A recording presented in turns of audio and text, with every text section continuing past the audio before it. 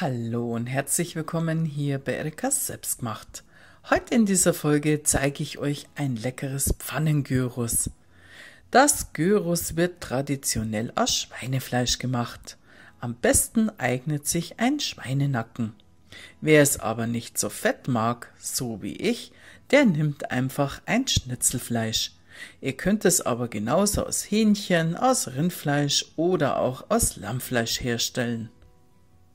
Am besten lasst ihr euch an der Theke längliche Schnitzel herunterschneiden und schneidet diese in Streifen.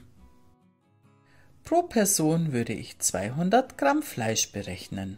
In meinem Fall hatte ich jetzt hier 600 Gramm Schnitzelfleisch. Das geschnittene Fleisch würzen wir dann mit Gyrosgewürz. Wie man ganz einfach ein leckeres Gyrosgewürz selber zusammenstellen kann, das verlinke ich euch oben. Hier einmal die Zutaten dafür.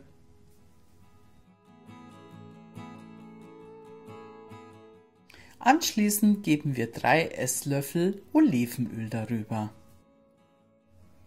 Gut vermengen.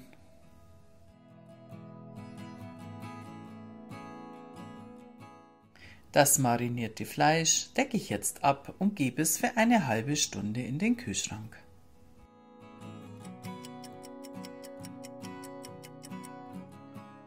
In der Zwischenzeit schäle ich 2 Zwiebeln, halbiere sie und schneide sie in feine Ringe.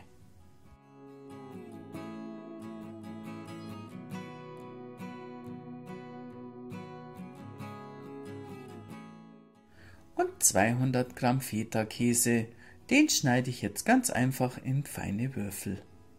Den Käse gebe ich später, wenn das Gyros gebraten ist, ganz zum Schluss noch in die Pfanne hinein.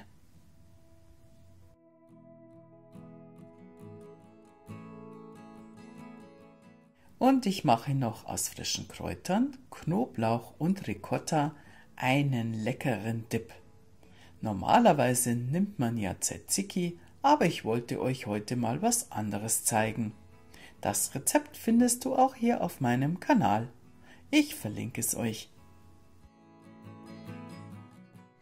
Das marinierte Fleisch hole ich jetzt aus dem Kühlschrank und brate es jetzt in einer heißen Pfanne an. Ohne Öl, denn Öl haben wir in der Marinade ja schon drin. Das Fleisch wird jetzt bei höherer Hitze ringsherum gut angebraten. Parallel gebe ich in eine andere Pfanne etwas Olivenöl und brate darin die Zwiebeln an.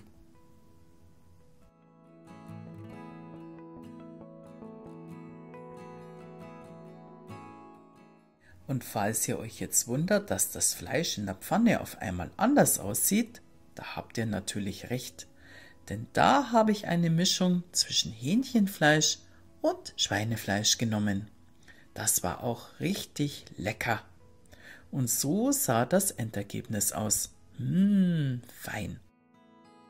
Und hier das Schnitzelfleisch. Das Gyros brutzelt jetzt schon schön in der Pfanne. Es tritt das Wasser aus und wenn dann das Wasser verdunstet, dann beginnt das Fleisch an zu rösten. Und genau das wollen wir beim Pfannengyros. Mit der Temperatur gehen wir dann nach unten und lassen das Fleisch nur noch fertig braten. Die Zwiebeln müssen wir zwischenzeitlich auch immer gut umrühren, sodass sie uns nicht anbrennen. Hier könnt ihr euch jetzt nach eurem Geschmack entscheiden. Entweder ihr lasst sie nur kurz glasig anbraten oder einfach etwas länger.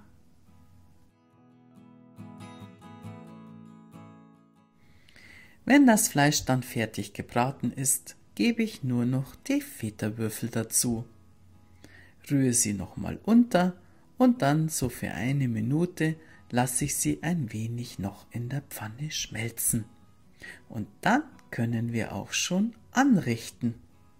Und so sieht das Endergebnis aus in der Pfanne. Leckeres selbstgemachtes Gyros. Perfekt zu unserem Pfannengyros passt natürlich jetzt noch ein Pita-Brot, unsere Zwiebeln darüber, unser Dip und noch eine leckere Beilage nach eurer Wahl. Bei uns gab es dieses Mal Reis. Mit den letzten Bildern verabschiede ich mich jetzt bei euch. Ich wünsche euch alles Gute. Bis zum nächsten Mal hier bei Erikas Selbstgemacht. Servus.